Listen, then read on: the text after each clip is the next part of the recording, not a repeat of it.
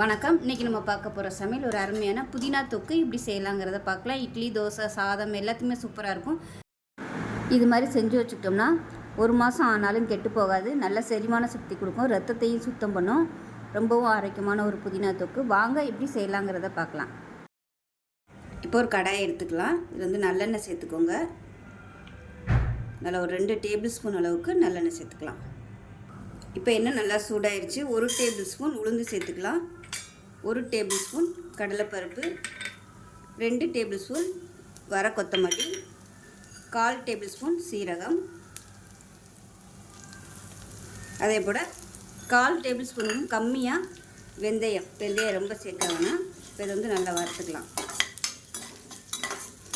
மீடியமான ஃப்ளேமில் வறுத்துக்கோங்க.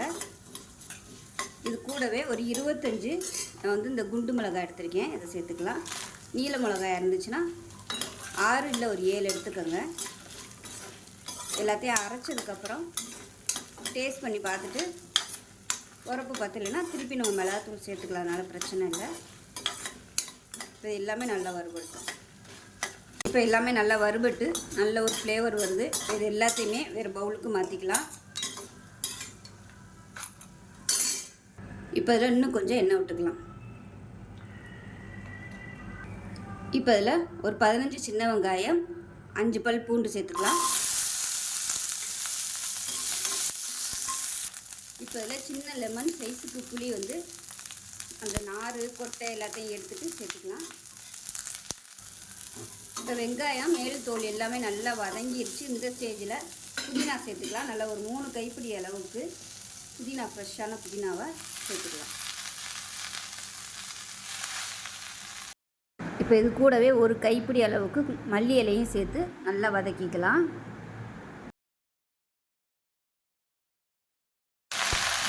இது நல்லா வதக்கி எடுத்துக்கலாம். இலை சுருங்குற அளவுக்கு மட்டும் வதக்கினா போதும்.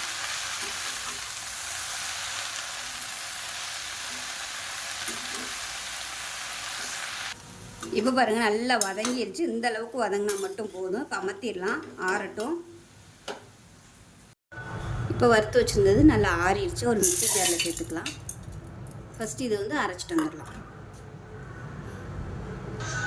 இப்போ இந்த அளவுக்கு பொடி பண்ணிவிட்டு நம்ம வதக்கி வச்சுருக்க இந்த புதினா, வெங்காயம், பூண்டு எல்லாத்தையும் சேர்த்துக்கலாம்.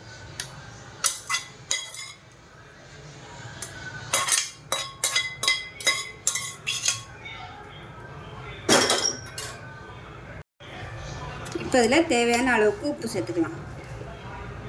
ஒரு 1/4 டீஸ்பூன் போல் உப்பு சேர்த்துக்கலாம். உப்பு கம்மியாகவே சேர்த்துக்கலாம். இப்போ இதை அரைச்சிட்டு வந்துடலாம். இப்போ பாருங்கள் தண்ணி ஊற்றி நல்லா நைஸாக அரைச்சாச்சு, தனியாக இருக்கட்டும். இப்போ கடாயை எடுத்துக்கலாம். நல்லெண்ணெய் தாராளமாக விட்டுக்கலாம். எண்ணெய் நல்லா சூடாயிருச்சு. 1 டீஸ்பூன் போல் கடுகு சேர்த்துக்கலாம்.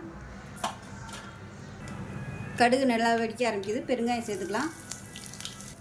இப்போ இதில் நம்ம அரைச்சி வச்சுருக்க இந்த புதினா பேஸ்ட்டை சேர்த்துக்கலாம்.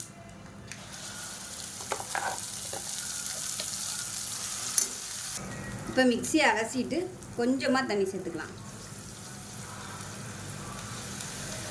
சேர்த்துட்டு நல்லா கலந்து விட்டுட்டு கொதிக்கட்டும். நல்லா எண்ணெய் பிரிஞ்சு வரணும். அப்பப்போ கிளறி விட்டுக்கலாம். இந்த ஸ்டேஜில் காரம் பத்தாத மாதிரி தெரிஞ்சிச்சுன்னா நீங்கள் மிளகாத்தூள் சேர்த்துக்கலாம்.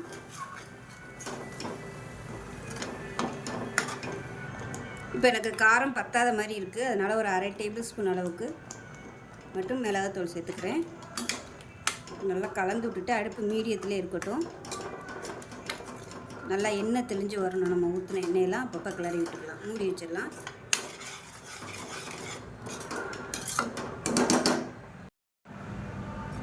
இப்போ பாருங்கள் தொக்கு சூப்பராக ரெடி ஆயிடுச்சு. இட்லி, தோசை, சாதம் எல்லாத்துக்குமே தொட்டு சாப்பிட்லாம். துவையலாகவும் வச்சுக்கலாம்.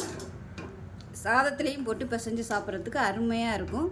ஸோ இதே மாதிரியே செஞ்சு பாருங்கள். செஞ்சு பார்த்துட்டு எப்படி வந்துச்சுங்கிறத சொல்லுங்கள். வீடியோ பிடிச்சிச்சின்னா லைக் பண்ணுங்கள், கமெண்ட் பண்ணுங்கள், சேனலை சப்ஸ்கிரைப் பண்ணுங்கள், பக்கத்தில் பெல் பட்டனை ப்ரெஸ் பண்ணுங்கள். நன்றி.